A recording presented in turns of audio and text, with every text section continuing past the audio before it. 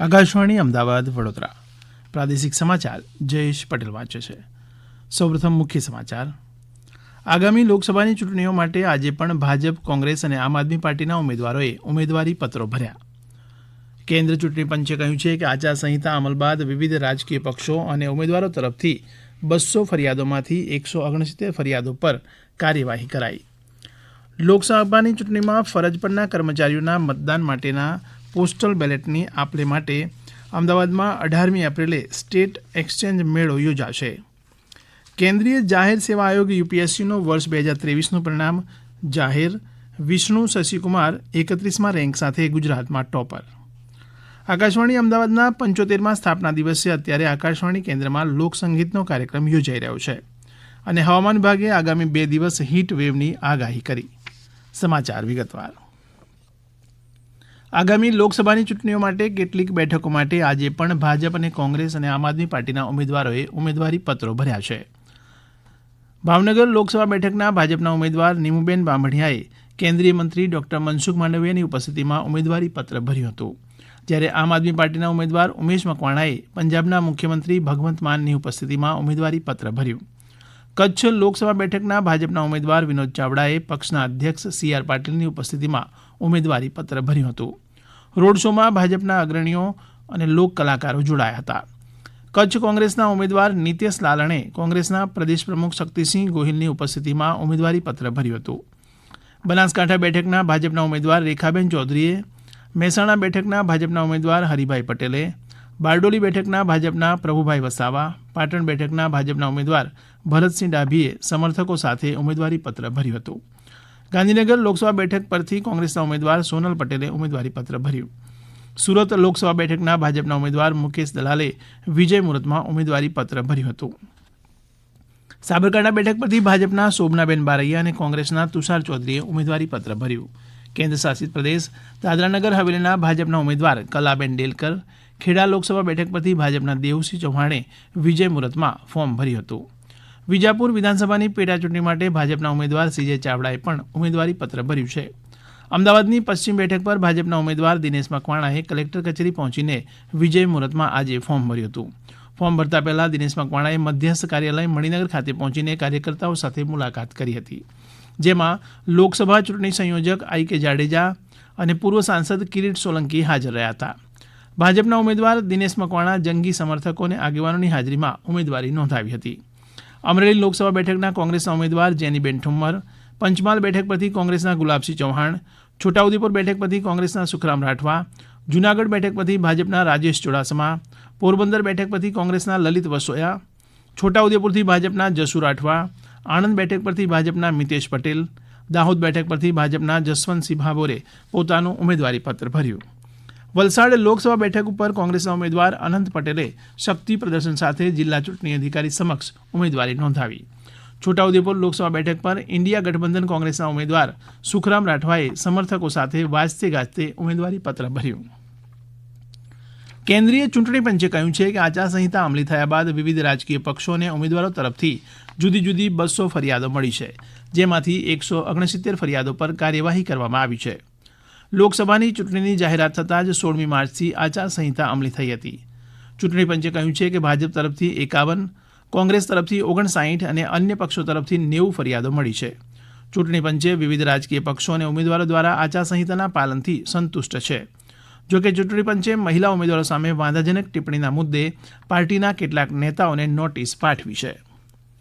લોકસભાની ચૂંટણીમાં ફરજ પરના કર્મચારીઓના મતદાન માટેના પોસ્ટલ બેલેટની આપ-લે માટે અમદાવાદ ખાતે 18મી એપ્રિલે સ્ટેટ એક્સચેન્જ મેળો યોજાશે, જેમાં પોસ્ટલ બેલેટની આપ-લે કરાશે.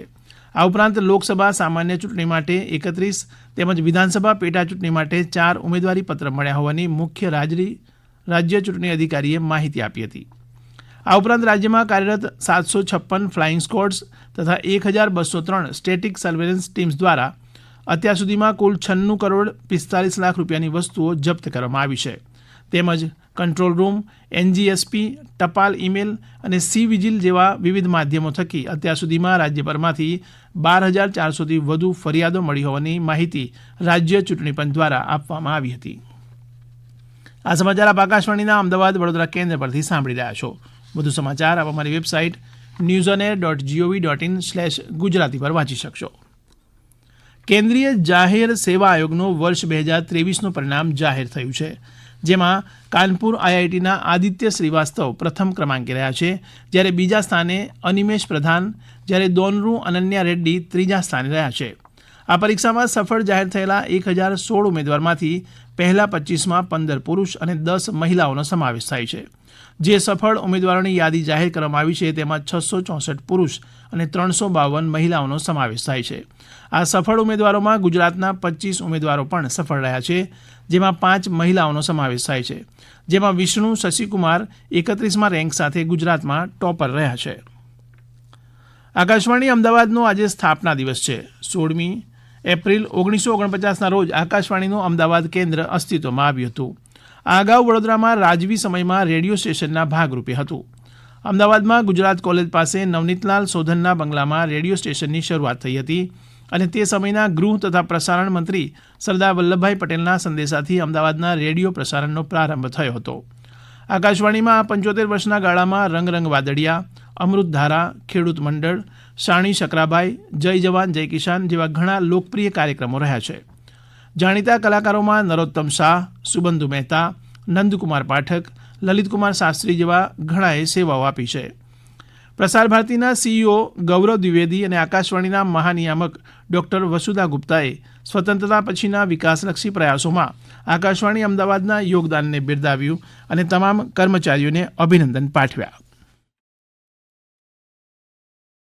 आकाशवाणी अहमदाबाद ने 16 अप्रैल 1949 को अपना पहला प्रसारण शुरू किया था. आज अनवरत 75 वर्ष की अपनी यात्रा पूरी कर रहा है. यह केंद्र स्वतंत्रता के बाद से अब तक लगभग सभी आयामों पर खरा उतरा है. इसे सदैव ही श्रोताओं का असीम प्यार और आशीर्वाद भी मिला है. अहमदाबाद केंद्र की यात्रा इसी तरह आगे चलती रहे और यह केंद्र उन्नति के नए आयामों को चूमता रहे. આ અવસરે આકાશવાણી કેન્દ્રમાં અત્યારે લોક સંગીતનો કાર્યક્રમ યોજવામાં આવ્યો છે, જેમાં જાણીતા કલાકારો રાજેશ બારોટ, નિકુલદાન ગઢવી, મૌલિકાબેન ત્રિવેદી અને હસમુખ પાટડિયા લોકગીતો રજૂ કરશે. ભર ઉનાળે ભરૂચ શહેરમાં આજે અચાનક વાતાવરણમાં પલટો આવતા કમોસમી વરસાદ વરસ્યો હતો. વરસાદ પડતા અહીં વાતાવરણમાં ઠંડક પ્રસરી હતી અને છેલ્લા 2 દિવસથી ભારે ગરમી બાદ વરસાદી માહોલ સર્જાતા લોકોએ રાહત અનુભવી હતી. જોકે આવતીકાલથી રાજ્યભરમાં ગરમીનો પ્રકોપ વધશે. હવામાન વિભાગના રિપોર્ટ અનુસાર 17 અને 18 એપ્રિલના રોજ સૌરાષ્ટ્રના પોરબંદર, જૂનાગઢ, ગીર સોમનાથમાં આવતીકાલે હીટવેવની સ્થિતિ અનુભવાઈ શકે છે. સંભવિત હીટવેવની સ્થિતિને પગલે વહીવટીતંત્ર એલર્ટ બન્યું છે. ગાંધીનગર ખાતે મુખ્યમંત્રી ભૂપેન્દ્ર પટેલની અધ્યક્ષતામાં રાજ્યના વિવિધ વિભાગોના ઉચ્ચ અધિકારીઓની બેઠક મળી હતી. આ બેઠકમાં માહિતી આપતા રાહત કમિશનર આલોકકુમાર પાંડેએ જણાવ્યું હતું કે Gujarat state disaster management authority દ્વારા સંભવિત હીટવેવ સામે લડવાનો એક્શન પ્લાન તૈયાર કરવામાં આવ્યો છે. લોકસભા ચૂંટણી અંતર્ગત રાજ્યમાં વિવિધ જિલ્લાઓમાં મતદાન જાગૃતિ અભિયાનના કાર્યક્રમો યોજાઈ રહ્યા છે, જેમાં નર્મદા જિલ્લામાં અખિલ ભારતીય રાષ્ટ્રીય શૈક્ષિક મહાસંઘ દ્વારા તો કચ્છ જિલ્લામાં અબડાસા તાલુકાના સરહદી છેવાડાના આસીરાવાડ ગામ ખાતે મતદાન જાગૃતિ કાર્યક્રમ યોજાયા. તો પંચમહાલ જિલ્લામાં યુવા મતદારોને પ્રેરિત કરાયા. તો સુરત બસ સ્ટેશન ખાતે મુસાફરોને પ્રોત્સાહિત કરાયા. તો નવસારી જિલ્લામાં પણ ચુનાવ પાઠશાળા યોજાઈ હતી. વડોદરા લોકસભા બેઠક પર મહત્તમ મતદાન થાય તે માટે જિલ્લા ચૂંટણી તંત્ર દ્વારા પ્રયાસો હાથ ધરાયા છે. જિલ્લા ચૂંટણી અધિકારી બીજલ શાહના અધ્યક્ષસ્થાને સોમવારે કલેક્ટર કચેરી ખાતે જિલ્લાના 50 જેટલા મોટા ઉદ્યોગોના પ્રતિનિધિઓ સાથે બેઠક કરાઈ હતી અને 50 મોટા ઉદ્યોગો સાથે એમઓયુ કરવામાં આવ્યા હતા. આઈપીએલ ક્રિકેટ મેચમાં અમદાવાદના નરેન્દ્ર મોદી ક્રિકેટ સ્ટેડિયમમાં આવતીકાલે ગુજરાત ટાઇટન્સ વિરુદ્ધ દિલ્હી કેપિટલની મેચ યોજાશે, જેમાં પ્રેક્ષકોને હાલાકી ન પડે તે માટે પાર્કિંગની સુવિધા માટે 11 પાર્કિંગ સ્થળો બનાવવામાં આવ્યા છે. અંતમાં મુખ્ય સમાચાર ફરી એકવાર. આગામી લોકસભાની ચૂંટણીઓ માટે આજે પણ ભાજપ, કોંગ્રેસ અને આમ આદમી પાર્ટીના ઉમેદવારોએ ઉમેદવારી પત્રો ભર્યા. કેન્દ્રીય ચૂંટણી પંચે કહ્યું છે કે આચારસંહિતા અમલ બાદ વિવિધ રાજકીય પક્ષો અને ઉમેદવારો તરફથી 200 ફરિયાદોમાંથી 169 ફરિયાદો પર કાર્યવાહી કરાઈ. લોકસભાની ચૂંટણીમાં ફરજ પરના કર્મચારીઓના મતદાન માટેના પોસ્ટલ બેલેટની આપ-લે માટે અમદાવાદમાં 18 એપ્રિલે સ્ટેટ એક્સચેન્જ મેળો યોજાશે. અને કેન્દ્રીય જાહેર સેવા આયોગ યુપીએસસીનું વર્ષ 2023નું પરિણામ જાહેર. વિષ્ણુ શશિકુમાર 31મા રેન્ક સાથે ગુજરાતમાં ટોપર. આકાશવાણીના અમદાવાદ વડોદરા કેન્દ્ર પરથી પ્રાદેશિક સમાચાર પૂરા થયા.